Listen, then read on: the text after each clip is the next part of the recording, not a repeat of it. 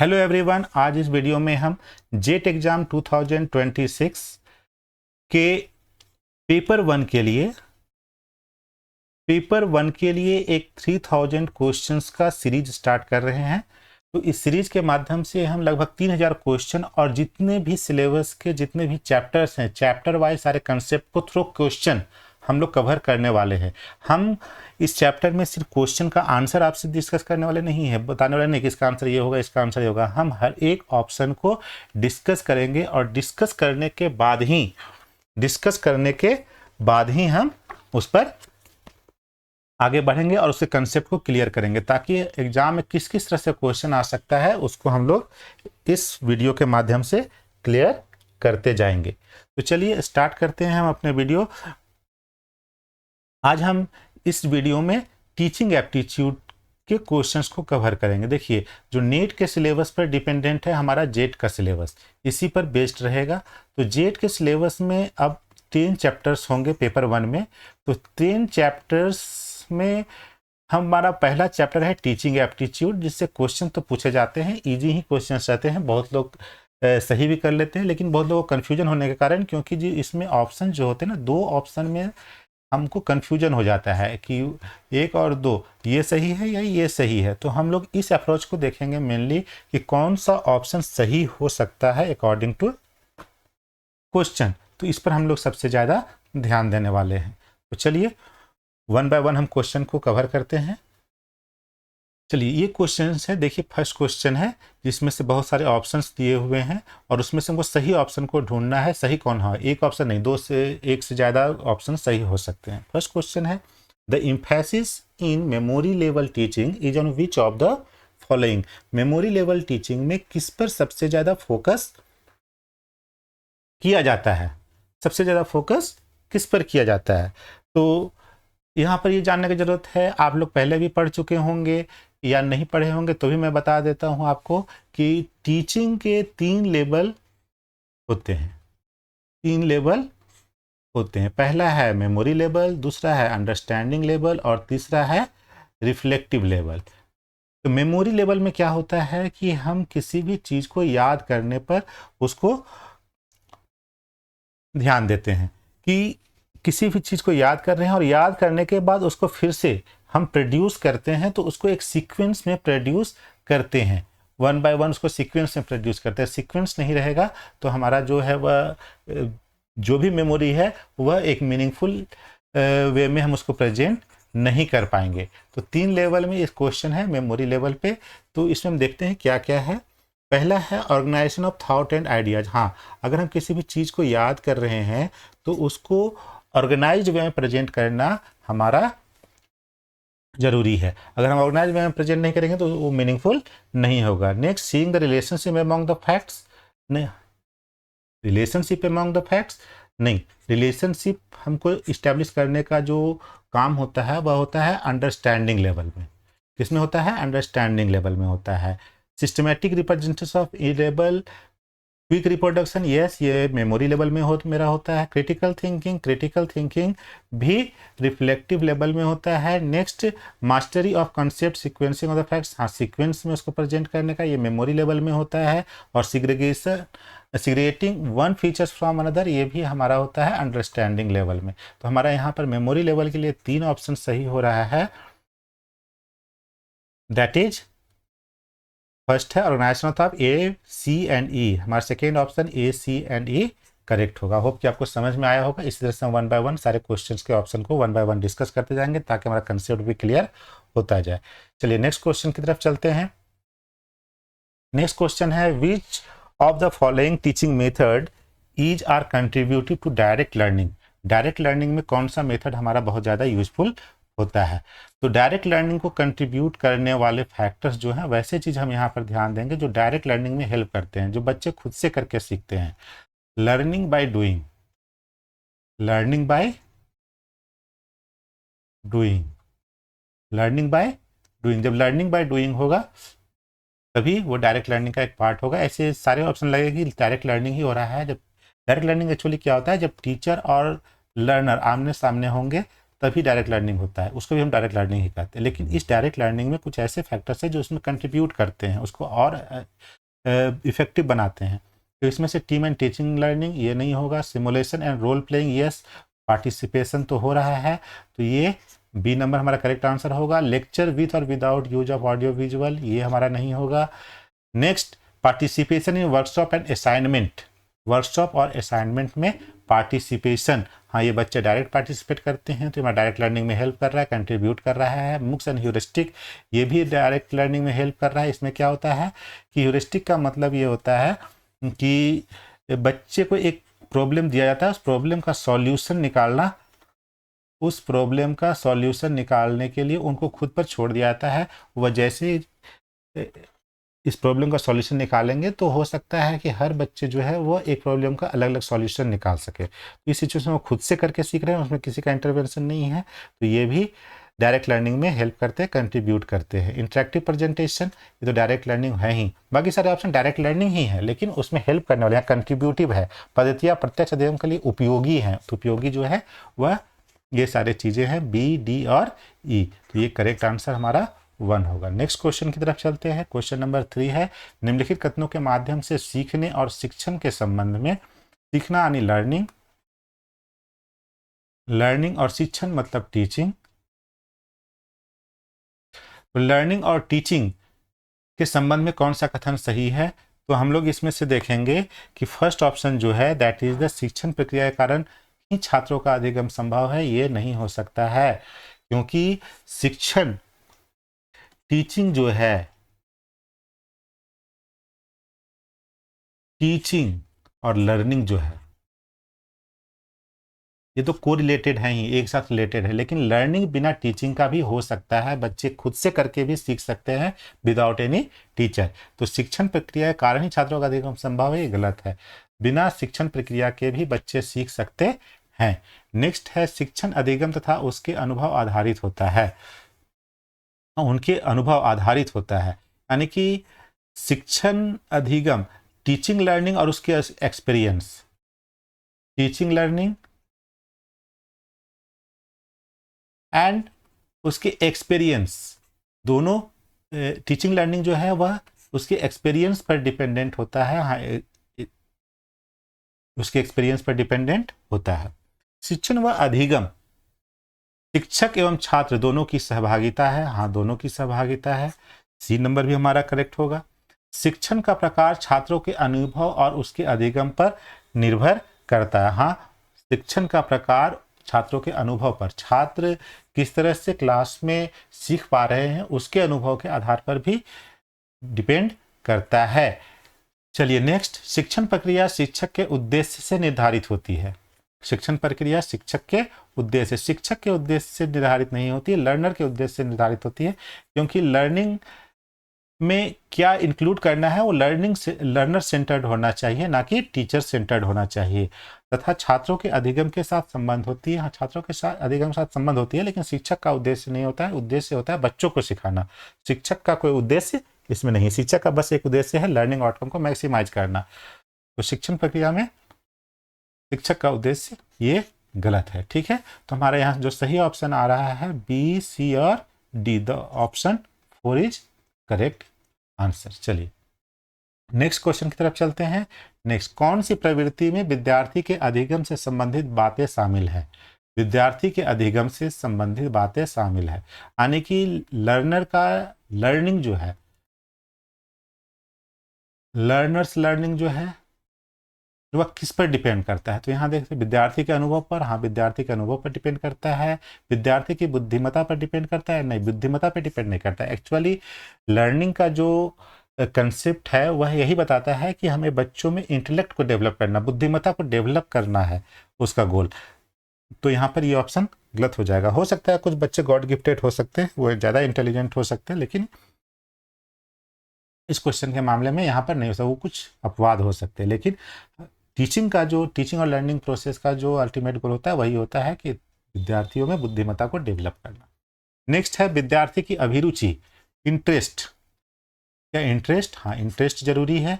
विद्यार्थी का संज्ञानात्मक स्तर, हाँ संज्ञानात्मक स्तर, कॉग्निटिव लेवल,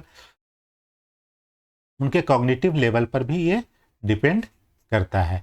विद्यार्थी के होने की आयु एवं लोग ने आयु पर बहुत ज़्यादा डिपेंड नहीं करता, क्योंकि अलग अलग आयु के लिए अलग अलग करिकुलम है, तो वो उस पर डिपेंड नहीं करता है। तो मेन यहाँ पर जो हमारा आंसर होगा वह होगा ए, सी और डी। तो ए, सी, डी हमारा फर्स्ट ऑप्शन में है, तो ये हमारा करेक्ट आंसर होगा। होप कि आपको क्वेश्चन समझ में आ रहा होगा। इस तरह से हम बहुत सारे टॉपिक को एक साथ हम लोग डिस्कस करते जाएंगे और प्रैक्टिस कंप्लीट करते जाएंगे, कंसेप्ट को क्लियर करते जाएंगे। नेक्स्ट क्वेश्चन की तरफ चलते हैं। ये है AR क्वेश्चन। इस तरह के क्वेश्चन आने की संभावना ज़्यादा है, ठीक है।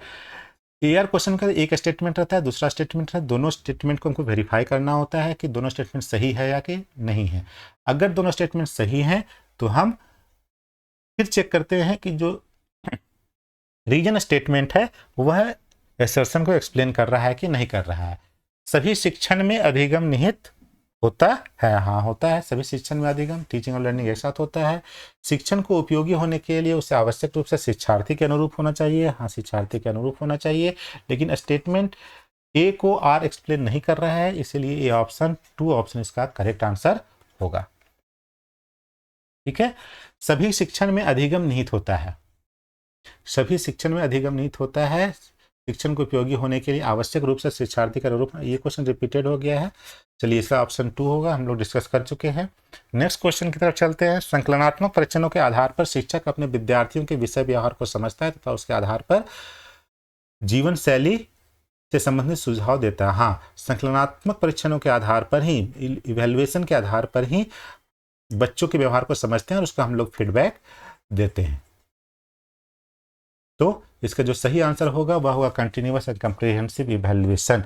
हम कंटिन्यूअस और कम्प्रिहेंसिव इवैल्यूएशन करेंगे तभी बच्चों को टाइमली हम लोग फीडबैक दे पाएंगे और उसमें कुछ इंप्रूवमेंट कर पाएंगे। चलिए नेक्स्ट क्वेश्चन की तरफ चलते हैं।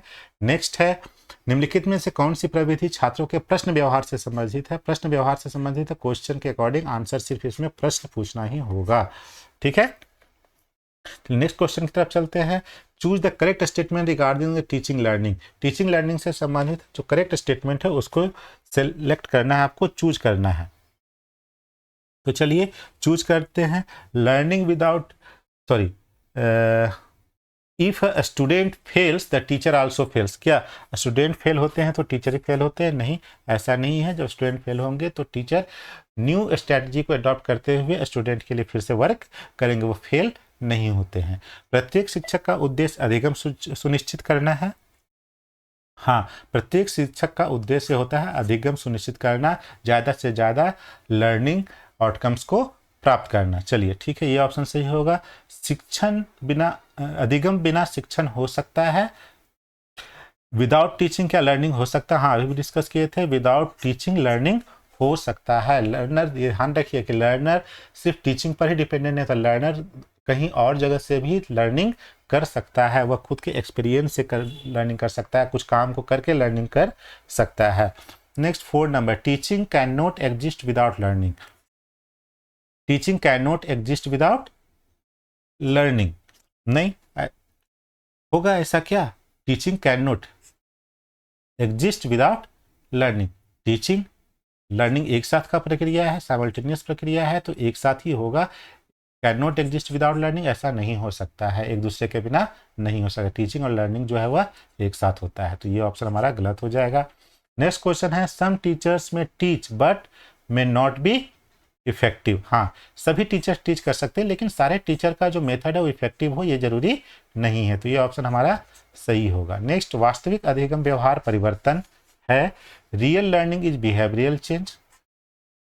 तो वास्तविक अधिगम व्यवहार परिवर्तन ही है। Behavioural change, social change, intellectual change ये बच्चों में होना चाहिए आपके लर्निंग के माध्यम से, टीचिंग के माध्यम से। चलिए, तो हमारा यहाँ ऑप्शन जो सही निकल कर आ रहा है वह आ रहा है 2, 3, 5 और 6। तो हमारा जब ऑप्शन रहेगा तो 2, 3, 5 एंड 6, सॉरी 5 एंड 6 ये करेक्ट ऑप्शन सही होगा। जहां पर ये ऑप्शन रहेगा वहां पर टिक कर सकते हैं। नेक्स्ट क्वेश्चन की तरफ चलते हैं। Learning is a life long process, yes learning जो हमारा लाइफ लॉन्ग प्रोसेस है। Learning should be connected with the life experience, हाँ लाइफ एक्सपीरियंस से कनेक्टेड है, क्योंकि लाइफ में जो एक्सपीरियंस करते हैं वो सीखते हैं, और ये इसी के लिए कोई टीचर का जरूरत नहीं है, कोई टीचिंग प्लेटफॉर्म का जरूरत नहीं है, यानी कि लाइफ लॉन्ग प्रोसेस को एक्सप्लेन कर रहा है life experience, that's for correct explanation है। तो करेक्ट एक्सप्लानेशन जो होने के कारण हमारा ऑप्शन 1 सही होगा, A and R is the correct explanation of A, and R दोनों सही है और आर ए का सही स्पष्टीकरण है। नेक्स्ट क्वेश्चन की तरफ चलते हैं। शिक्षण की प्रभावशीलता का निर्णय किस आधार पर होता है?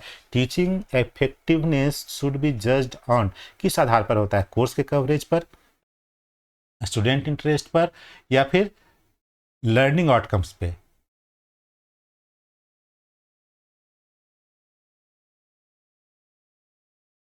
तो हमारा जो टीचिंग लर्निंग प्रोसेस होता है वह होगा,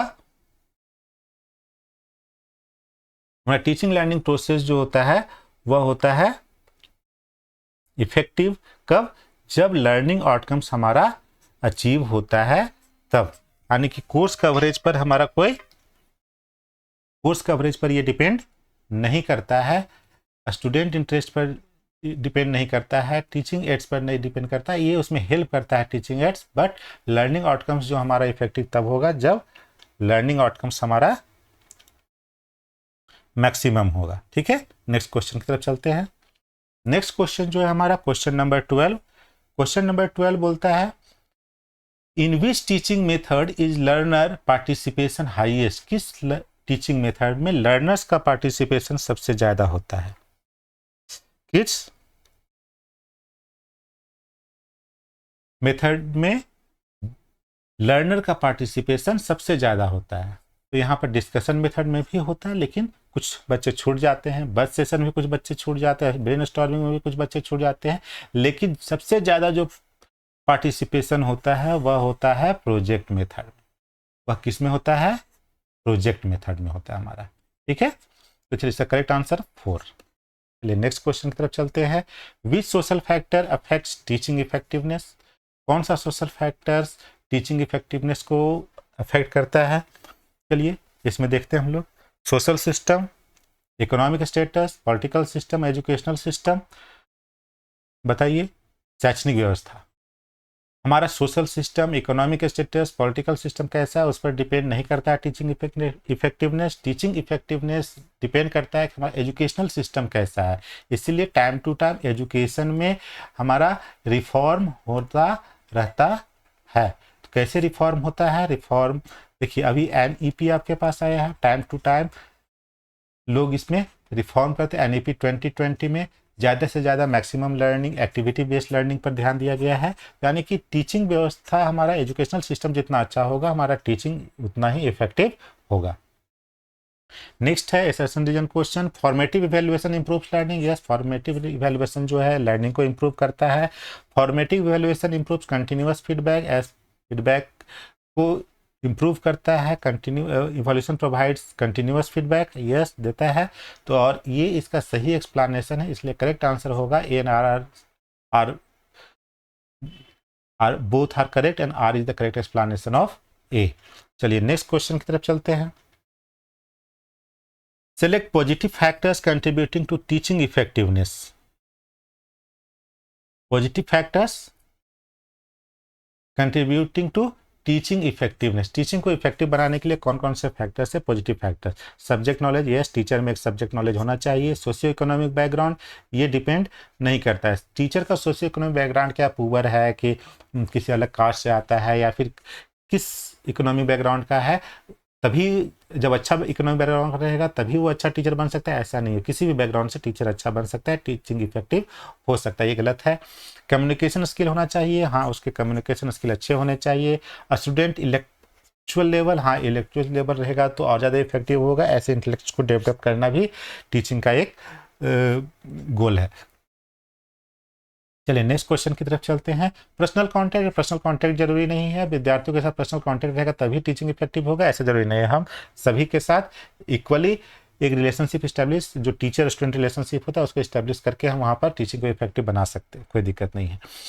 अच्छा संचालन का अनुभव, यह क्लासरूम मैनेजमेंट एक्सपीरियंस जरूरी है। तो यहाँ पर हमारा 4 ऑप्शन सही होता है, A, C, D and F. ये 4 ऑप्शन हमारा सही है। चलिए नेक्स्ट क्वेश्चन की तरफ चलते हैं। Utility of teaching ads is based on, teaching ads का यूटिलिटी किस पर डिपेंड करता है? अटेंशन पर, रिड्यूसिंग इनडिसिप्लिन पर, इंप्रूविंग लर्निंग आउटकम्स पे, इंक्रीजिंग पार्टिसिपेशन पे। ये यूटिलिटी है तब जब सब मेरा लर्निंग आउटकम्स मैक्सिमाइज हो रहा है, इंप्रूव हो रहा है, अचीव हो रहा है, तब ये हमारा इफेक्टिव है। अगर हमारा लर्निंग आउटकम्स अचीव ही नहीं हो रहा है और बहुत सारे हम टीचिंग एड्स को यूज कर रहे हैं और पढ़ा रहे हैं, तो उसका भी कोई यूजफुलनेस नहीं है। चलिए नेक्स्ट क्वेश्चन की तरफ चलते हैं।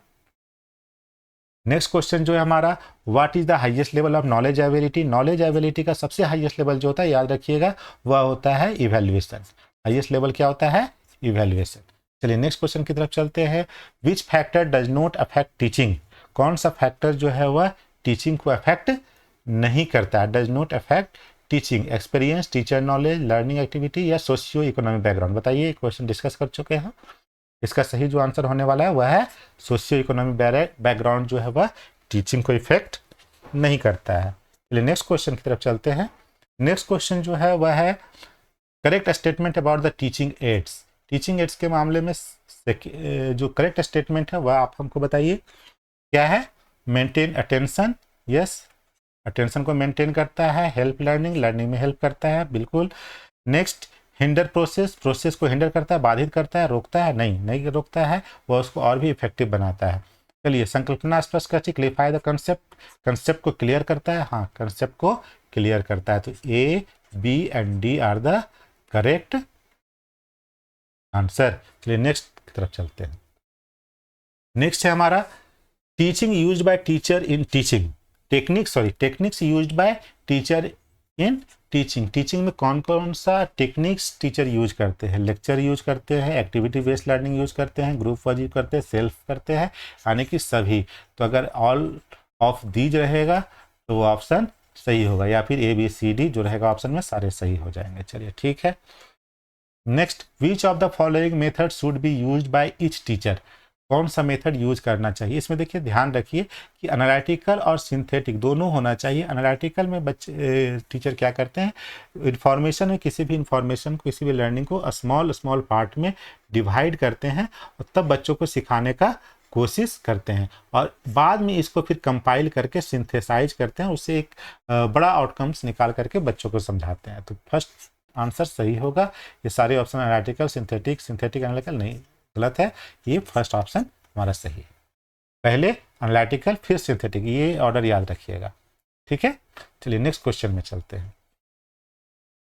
कुछ टीचिंग के सिद्धांत हैं और उसको प्रपोन करने वाले, उस सिद्धांत को देने वाले वैज्ञानिक का नाम लिखा हुआ है, एजुकेशनिस्ट का नाम लिखा हुआ है। फ्रॉम होल टू पार्ट, बड़े से छोटे की तरफ, बड़ा नॉलेज से लेकर के छोटा नॉलेज। सपोज कि अगर हम बताया है कि अर्थ है तो अर्थ गोल है, इसमें बताया है कि अर्थ पे लैंड पार्ट है और वाटर बॉडीज है, तो वाटर बॉडीज है। ये उसके बाद बताया उससे स्मॉल हुआ। अब बताया है कि अर्थ पे जो है कंटिनेंट है, तो लैंड पार्ट है उसमें से कंटिनेंट में डिवाइडेड है, और जो ओशन है वह हमारा अलग अलग ओशन में डिवाइडेड है। तो इस तरह से बच्चों को फिर कंट्री में कंटिनेंट में कंट्री में, फिर स्टेट में डिस्ट्रिक्ट, इस तरह से स्मॉल पार्ट में उसको डिवाइड करते हैं। होल टू पार्ट में हम लोग डिवाइड करके पढ़ाते हैं। तो ये जो कंसेप्ट दिया गया था, ये दिया गया था बाय द गेस्टाल्ट। किसके द्वारा दिया गया था? गेस्टाल्ट। सेल्फ स्टडी का जो कंसेप्ट है वह डाल्टन के द्वारा दिया गया था, और ट्रेनिंग ऑफ सेंसेस दिया गया था मॉन्टेस्री एंड फ्रोबेल के द्वारा। तो इसमें से हमारा जो ऑप्शन ए का 1, बी का 2, सी का 3, ये ऑप्शन हमारा सही होगा। नेक्स्ट क्वेश्चन है जो है हमारा वह है which of the following reflects the nature of teaching? कौन सा फैक्टर जो है इसमें हमारा सा वह टीचिंग के नेचर को दर्शाता है? चलिए, it is an art, it is an science, हाँ आर्ट भी है साइंस भी है, it is an art as well science, हाँ तो ये ज़्यादा सही हुआ हमारा। आर्ट भी है साइंस भी है, लेकिन तीसरा ऑप्शन आर्ट एंड साइंस दोनों है, ये हम लोग टिक करेंगे। यहाँ पे ऐसा नहीं फर्स्ट ऑप्शन से इट इज एन आर्ट, हाँ आर्ट है, सही मार दिए, वहाँ पर OMR रंग दिए तो हमारा ऑप्शन गलत हो जाएगा। It is an art as well as the science, ये दोनों ऑप्शन सही है। चलिए next, which of the following order are the 3 levels of teaching? 3 levels of teaching कौन सा है? 3 लेवल्स ऑफ टीचिंग, पहले डिस्कस कर चुके हैं, मेमोरी लेवल, अंडरस्टैंडिंग लेवल और रिफ्लेक्टिव लेवल। पेडागोजिकल लेवल नहीं है, हमारा first, second and third correct answer होगा। Nowadays teaching is becoming more and more, क्या हो रहा है, लर्नर सेंटर्ड हो रहा है, इंस्ट्रक्टर सेंटर्ड नहीं है, ग्रुप सेंटर्ड नहीं है, नन ऑफ द अबव नहीं होगा, लर्नर सेंटर्ड। टीचिंग कभी भी होगा, आप समय में ध्यान दीजिएगा कि वह लर्नर सेंटर्ड होना चाहिए, तभी लर्निंग आउटकम्स ज़्यादा होगा। नेक्स्ट होगा when the learners is self directed it is termed as, जब लर्नर सेल्फ डायरेक्टेड होंगे तो वह होगा एंड्रागोजिकल लर्निंग। पेडागोजिकल लर्निंग में टीचर सेंटर्ड होता है, डिस्टेंस एजुकेशन लर्निंग नहीं होगा, ये नहीं होगा। तो एंड्रागोजी जब खुद से सीखेगा बच्चा तो होगा andragogical learning. Next, instructional objective are written for the student, जो होना चाहिए वह कैसा होना चाहिए, इंस्ट्रक्शनल ऑब्जेक्टिव वह स्पेसिफिक होना चाहिए, ऑब्जर्वेबल होना चाहिए और मेजरेबल होना चाहिए। इसका मतलब ऑल ऑफ द एबव होना चाहिए। Correct answer is all of the above.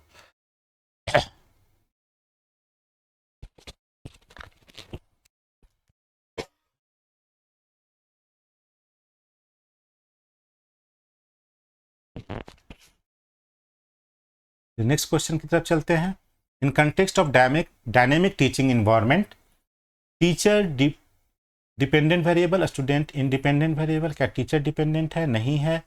इसमें से आपको पहले जब पहला क्वेश्चन बता रहे थे उसी में डिस्कस किए थे कि टीचर और लर्नर इंटरडिपेंडेंट, टीचिंग और लर्निंग इंटरडिपेंडेंट है। तो यहाँ पर जिस ऑप्शन को हम लोग देख रहे हैं तो उसमें से ये आएगा कि both intervening variable, both are intervening variables है।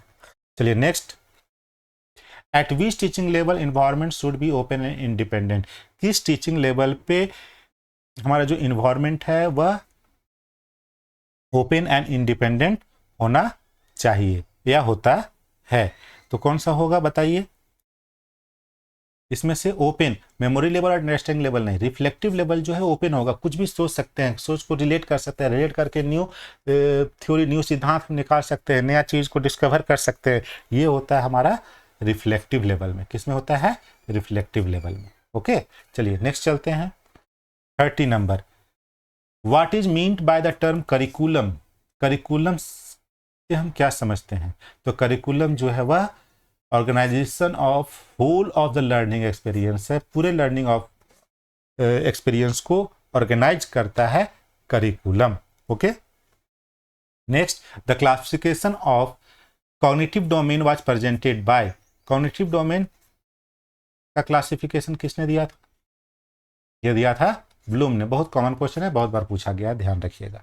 नेक्स्ट क्वेश्चन है, use of previously learn material in new situation is, जो हम लोग पहले कुछ सीखे हैं उसको न्यू सिचुएशन में हमको कुछ करना है तो उसके लिए हम क्या करेंगे, उसको समझेंगे, ज्ञान लेंगे या विश्लेषण करेंगे, नहीं, उसके लिए हम उसको अप्लाई करेंगे। जो पहले सीखा हुआ लर्निंग है उसको हम ला करके यहाँ पर अप्लाई करेंगे न्यू सिचुएशन में, दैट इज कॉल्ड एप्लीकेशन। चलिए नेक्स्ट क्वेश्चन की तरफ चलते हैं। The highest level of cognitive domain is evaluation, cognitive domain का हाईएस्ट लेवल क्या है, इवैल्यूएशन है। ठीक है, तो चलिए आज के लिए बस इतना ही। आपने वीडियो अगर पूरा देख लिया है और उसके बाद अगर कोई भी टॉपिक आपके मन में कोई भी डाउट है, आप चाहते हैं कि उस पर मैं कोई वीडियो बना करके आपको दिखाऊं, तो आप उस टॉपिक को मेंशन करेंगे, उस टॉपिक पर हम तुरंत एक आपके लिए वीडियो बना करके आपके लिए यूट्यूब पर अपलोड कर देंगे। तब तक के लिए चैनल को लाइक कीजिए, शेयर कीजिए और सब्सक्राइब कीजिए, जिससे कि हमको और ज़्यादा मोटिवेशन मिले और आपके लिए हम और अच्छे अच्छे क्वेश्चंस भी लेकर के आओ, जिससे कि आपका ज़्यादा से ज़्यादा क्लैरिटी क्लियर हो।